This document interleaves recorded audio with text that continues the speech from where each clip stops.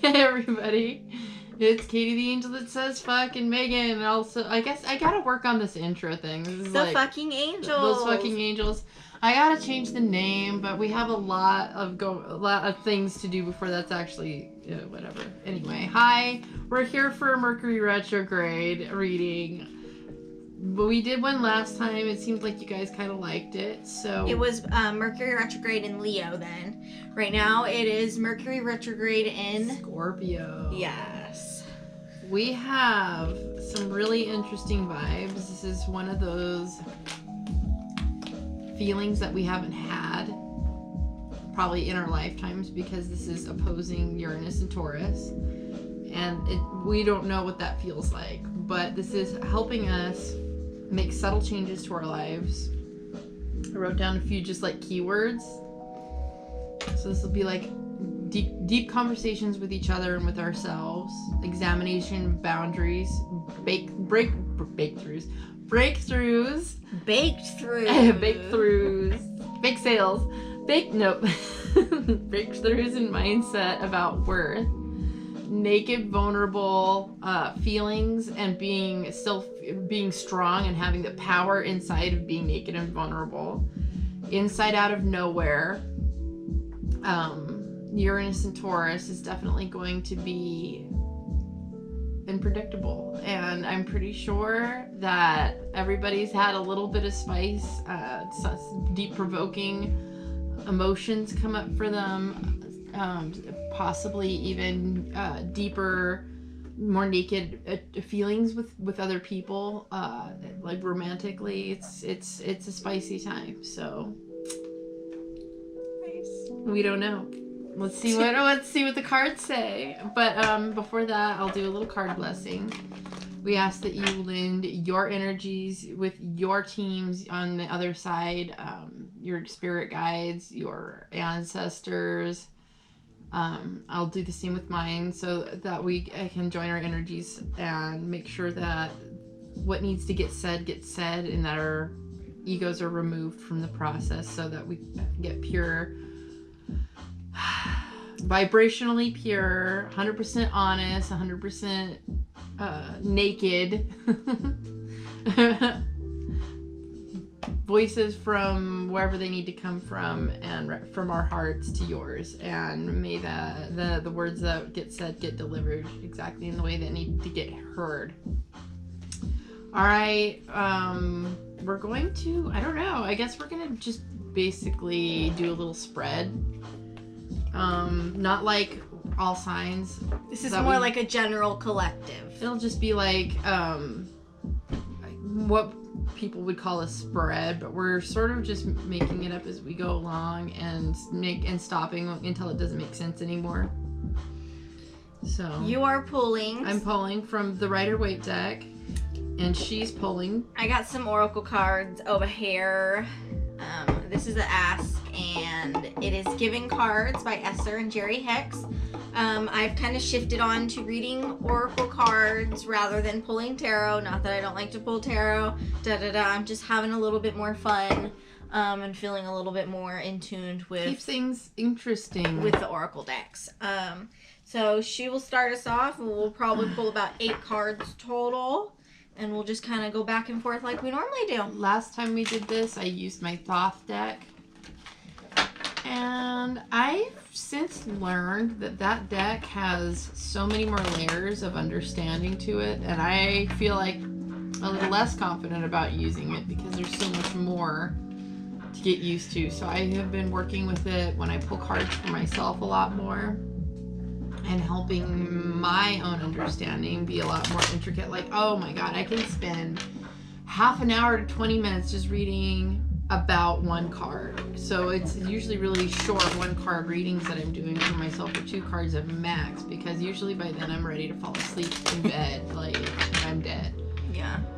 So anyway, let's see what Mercury Retrograde has as a general...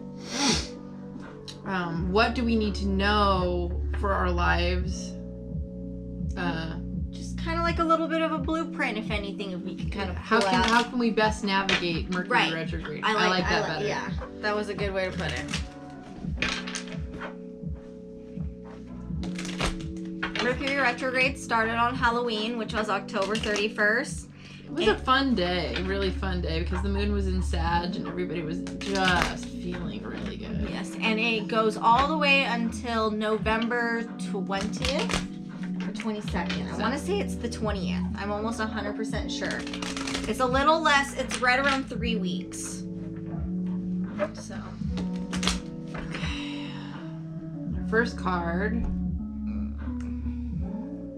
It's kind of better in this position, but it still speaks of, I mean, this is the Three of Swords. This is one of the worst feeling cards in the deck. It's usually about hearing something, a truth that pierces your heart, something that is maybe you didn't want to consider, an angle, or this could be a, you know, if there's three, this is a number, it could be a third party situation. It is, threes are echoes of the Empress, and when it comes to the shadow aspects of the Empress, there's greed involved, there's taking more,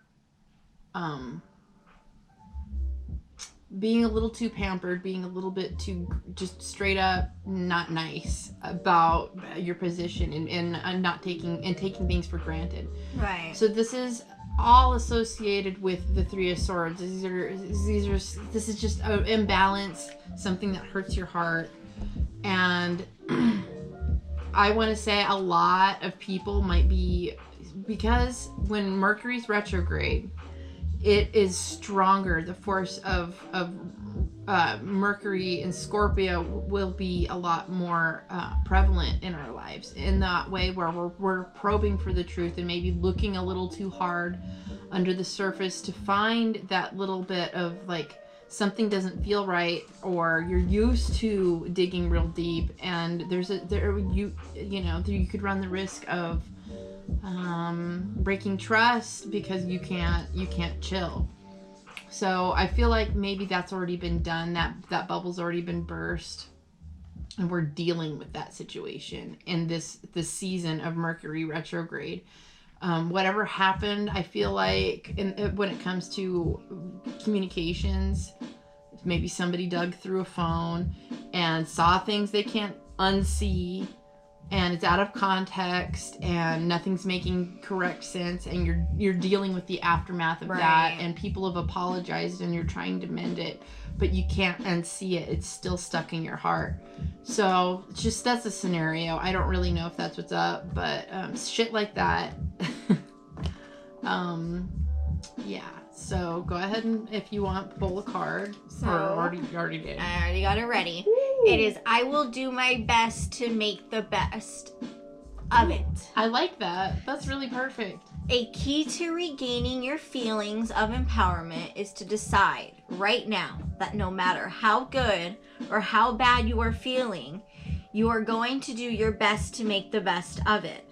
Do that again and again, and in a short period of time, you will find yourself in a very good feeling place. So there's, with Mercury retrograde, it is Mercury moving backwards. People can feel a little bit out of place, sometimes depending on, especially on your planet placement.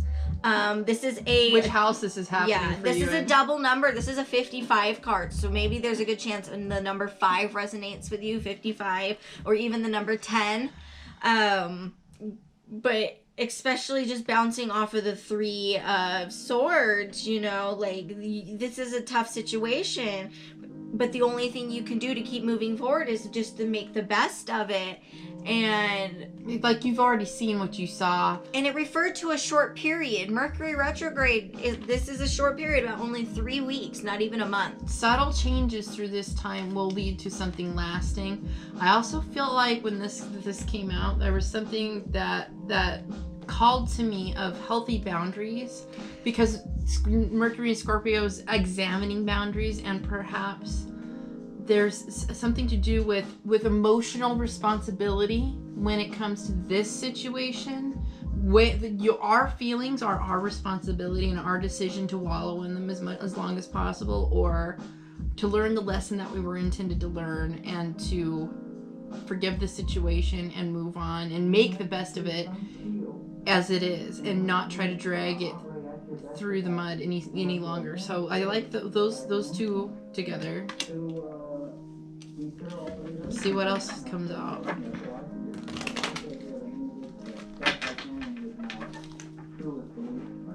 So we're making the best of a shitty feeling situation, which there's always a silver cloud. So what else can we do to navigate Mercury Retrograde better?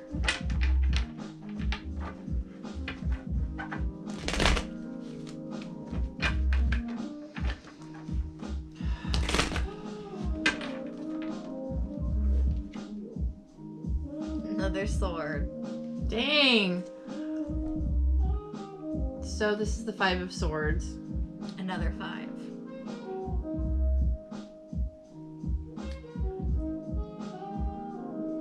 These characters often, this is like 3 people, they've had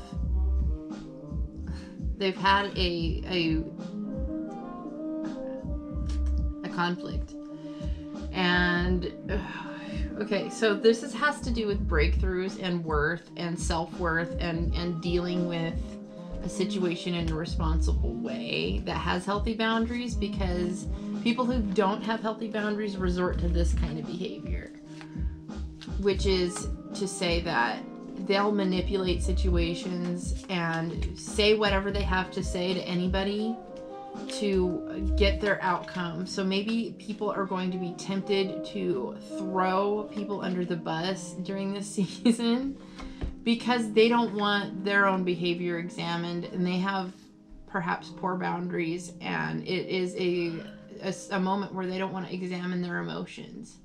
So because their logic isn't quite correct. The 5s are from the Hierophant, and the echoes of the Hierophant card, Right. which is all about doing things the right way, black and white. And this card is absolutely going around the doing things the right way and actually kind of coloring outside the lines and maneuvering in an unhealthy way where it changes the balance, and I don't like it. It's one of my I don't like it. I like it. All right, so now I got card number 1. Oh no. I will love where I am right now. There is nothing that you cannot be, do, or have, and we want to assist you in achieving that. Oh, I love that. Okay. But we love where you are right now, even if you do not, because we understand how joyful the journey to where you want to go will be. He's going somewhere. Dude, also, when it comes to being happy where you're at, people who aren't happy where they're at try to maneuver and adjust situations to suit them better instead of going with the flow. This is not contentment. This is discontent and being willing to ruffle feathers. And this sometimes, I have found the 5 of Swords to be kind of cute sometimes. It can be in a rascal way, mischievous, and a little bit like it would piss some people off, but I kind of thought it was cute sometimes, just in certain energies. But I'm finding it super annoying right now, where this is like that coworker that steals an idea, and you have to worry about where you're at right now and your emotions, being present, staying grounded. People are just trying some shit. It's giving us a solution in an issue that might come up, so right. I like it.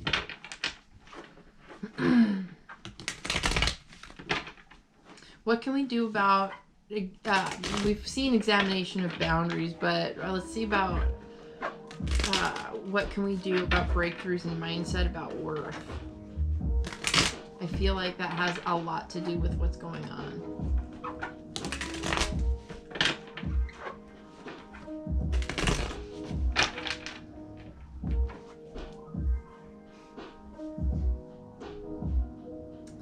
So, it depends. Do you believe that you're worth everything that you've manifested, or do you feel like you have a fear that it won't come to you and you have to make it happen, or it won't? This chick doesn't do shit. She is in the flow of her abundance. This abundance doesn't necessarily come in one single way. She's got it in all the ways. So she has balance, abundance, prosperity. She's a little bit of everything into one to be able to be a creator. And yes. She can create from within. This is not the same kind of creativity that is in the Five of Swords, where it's like dreaming up worst case scenario kind of things. This is resting and spreading out, because there is an examination of boundaries and worth right now. You can actually play with it and build new ones. So put yourself in a different role in your mind, I think, is what this is saying. I like that. My emotions are vibrational interpreters. What? My emotions are vibrational interpreters. Yeah, okay. It just looked funky. Okay. Your eyes, your ears, even your nose, tongue, and fingertips are translating vibrations. But your most sophisticated of vibrational interpreters are, by far, your emotions. By paying attention to the signals of your emotions, you can understand with absolute precision everything you are now living or have ever lived. So this is coming down to becoming a little bit more of aware of... This is alignment with your 0 point, your awareness coming into unification with all the parts of you, calling your power back, not spreading it out, and just sort of feeling where you're at and appreciating it. And I love that. Emotions. If you want to feel this abundance, tune into your emotions. Right. If something feels open and flowing. Oh, and this was card number 10. Like, so we got 10. 5, 5, 10. Like, oh, that's really syncy. Yeah, all the numbers are very syncy. It's like medicine. So if you're having an issue where you feel like there's an imbalance, or you're healing from a shock or a trauma of emotionally, like thought, emotion, head, heart trauma, this is your medicine. You have to pay more attention to your emotions, and when you do feel good, follow those things that open you up. It might feel scary because you're used to putting those things away and hiding them, but what you need to do is be much more bold in that way, where you project not a dishonest or inauthentic level of security, but something that is general enough that you can hold the vibration of it and be consistently good within yourself and be emotionally responsible.